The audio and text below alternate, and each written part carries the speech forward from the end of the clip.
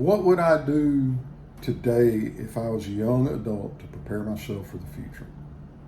Hey everybody, M.A. Baxter here. Friends call me Andy, so I hope you do too. I was thinking about this on my ride in to the plant today, how the world has changed so dramatically from when I entered the workforce back in 1980. I really didn't have a lot of options. The internet was basically a pipe dream.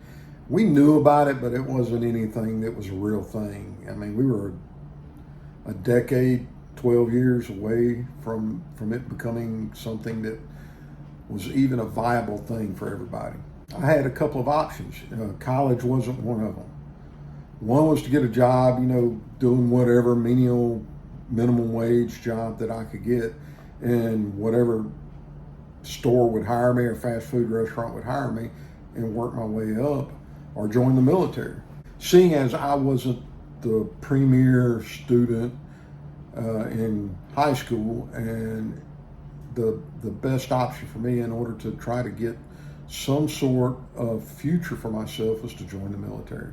I knew I'd get some sort of training that would translate into future employment and possibly a career. And so that's what I did. Now the opportunities are so vast, and there's so much wealth that can be generated very easily.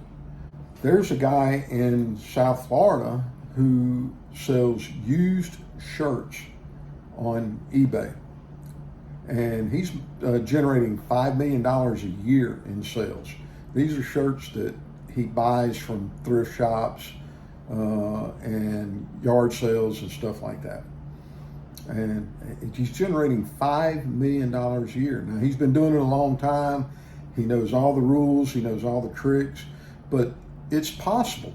It's very, very, very possible to build that kind of career and that kind of life nowadays, where that stuff didn't really exist when I was going out.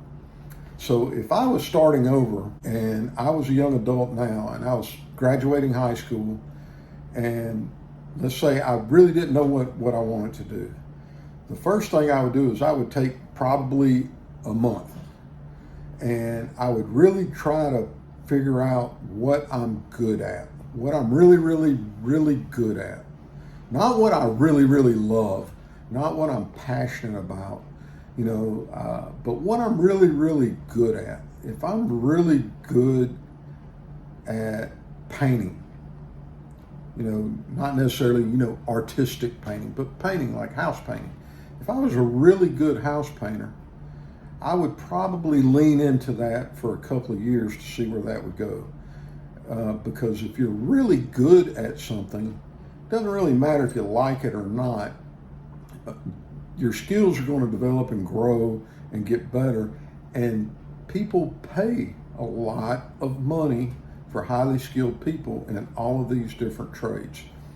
If you have a good mechanical inclination, air conditioning, refrigeration, huge potential there. You could get into that by the time you're 25, own your own company, and by the time you're 30, be doing over $1 million in revenue easily.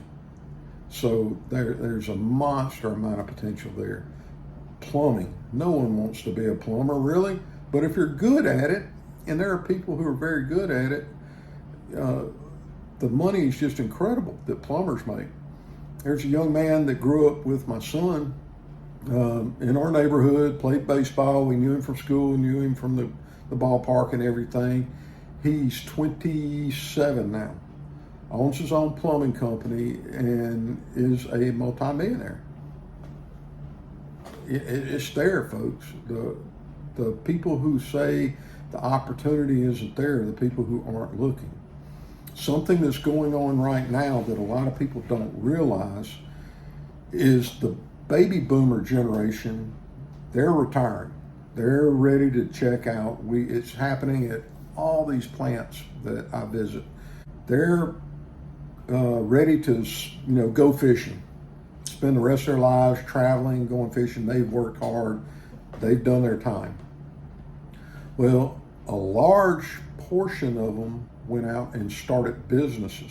They started plumbing companies. They started air conditioning and refrigeration companies.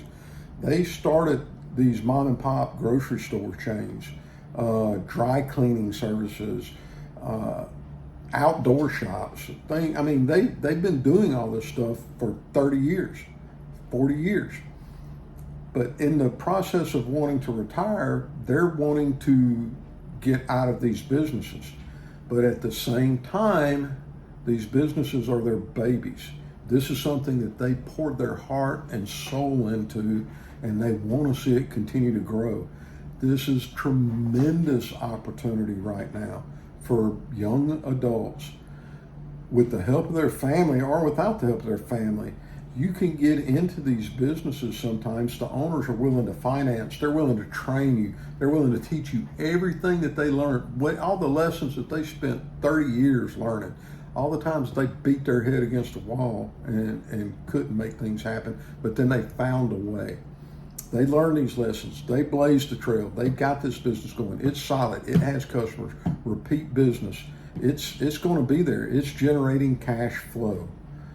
These businesses are for sale, and they're for sale everywhere. You just got to look. Find something that you're good at already. Find something that you are better than all of your peers, and that people tell you all the time, man, you cut grass better than anybody. My yard looks so much better when you do it than when this other guy does it. Or when somebody says, man, you're really good at building engines. I would have never figured out what that problem was in my car. You figured it out. Lean into that. Pour gasoline on it. Invest in training for yourself. Pay to go to school. Pay to take a course.